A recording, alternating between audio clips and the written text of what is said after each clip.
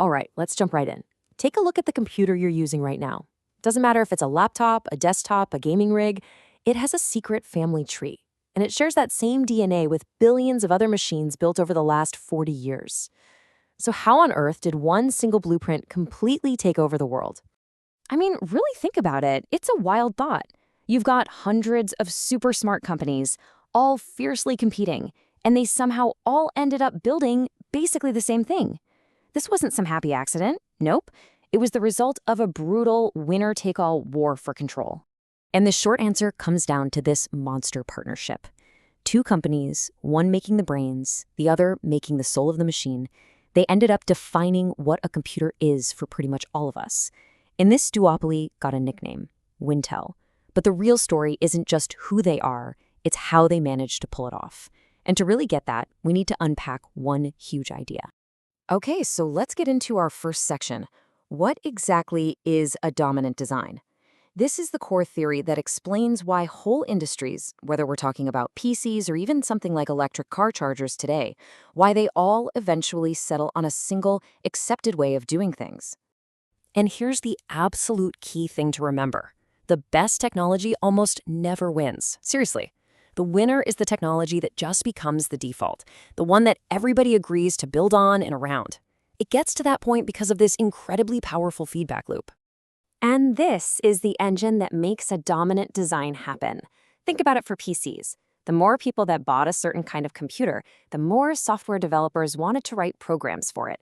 And all that new software made the computer more valuable, which, you guessed it, attracted even more buyers, which attracted even more developers. It's this virtuous cycle that just gets stronger and stronger until it locks everybody else out. And if you want to see just how sticky these standards can be, look no further than the keyboard you're probably typing on. The quirky layout is, objectively, not great for modern typing. It was literally made to be inefficient. But the network of people who know how to use it is so huge that changing it now is basically impossible. It became the dominant design, and now we're stuck with it. So let's see how this exact same idea played out in the early, crazy days of computing. You know, before the Wintel empire took over, the computer world was this incredible, chaotic, creative, and completely incompatible Wild West. It was amazing. So in just a few short years, the entire landscape just completely shifted. First up, you have the Altiron 75. This was a kit for hobbyists, but it put Intel and a tiny new company called Microsoft on the map from day one. Then came the Apple II, which proved people would pay a ton of money for a computer, but only if it had the right software. And then, in 1981, the 800-pound gorilla of the industry woke up, IBM. And this idea of building an ecosystem, that was Apple's stroke of genius. They got that a computer wasn't just a box of wires.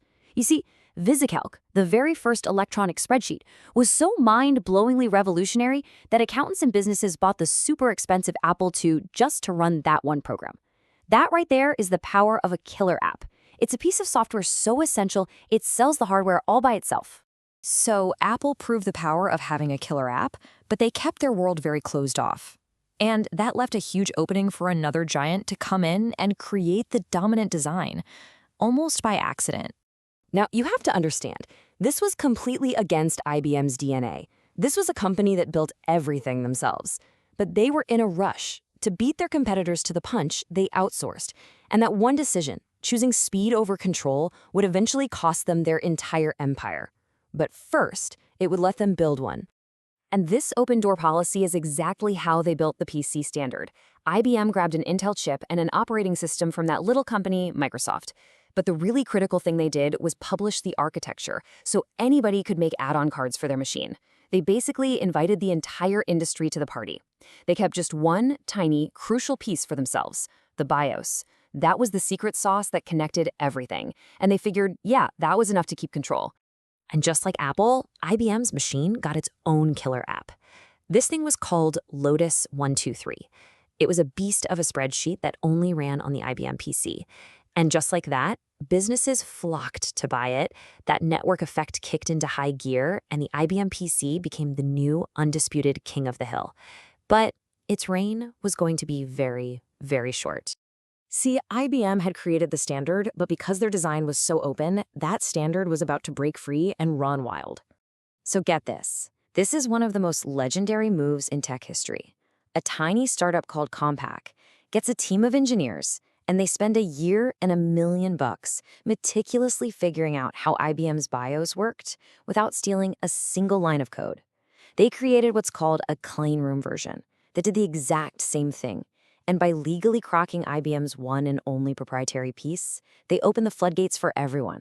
This, of course, led to a huge showdown. IBM saw what was happening and tried to put the genie back in the bottle.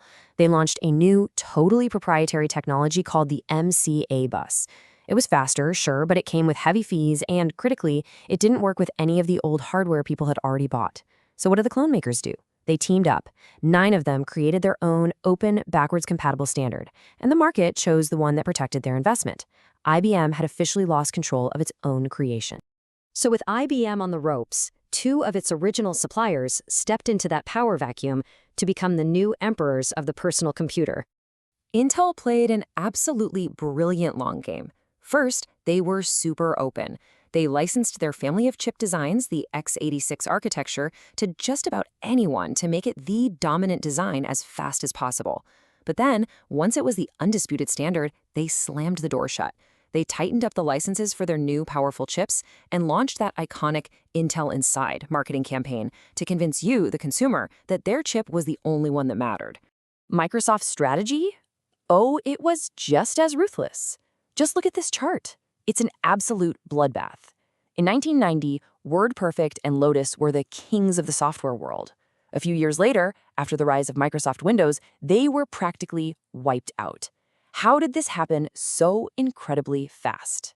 Well, it's simple. Microsoft controlled the platform, the Windows operating system, so they made darn sure their own applications, Word and Excel, were the fastest, the best, and the first ones available for that platform. Their competitors, who were slow to adapt or bet on the wrong horse, were suddenly left with no market to sell their products to. The Wintel duopoly was now complete, and they ruled the world. The story of the PC wars isn't just a fun piece of history. It's a timeless playbook, a blueprint for how to win a technology war. So what does it take to win one of these wars? Well, first, you need some serious muscle. You need deep pockets, like IBM and Microsoft had, to fund huge marketing campaigns. You need the ability to actually make enough stuff to meet demand. A powerful brand name definitely helps build trust. And maybe most importantly, you need that ecosystem of killer apps and add-ons to create those network effects we talked about. But money and muscle aren't enough, right? You gotta have the right moves. You need to master the art of knowing when to be open to build the network and when to be closed to make the profits, like Intel did. You need to build alliances, like the clone makers did to beat IBM. And you need aggressive marketing and perfect timing to make your platform seem like the only choice. These are the strategies that create a dominant design. And that brings us right back to today, because these exact same battles are being fought right now over the next generation of tech. Think about AI or electric vehicles or the metaverse. The principles are identical. The only question is who has the resources, the strategy, and maybe just the right amount of luck to create the next 40-year standard.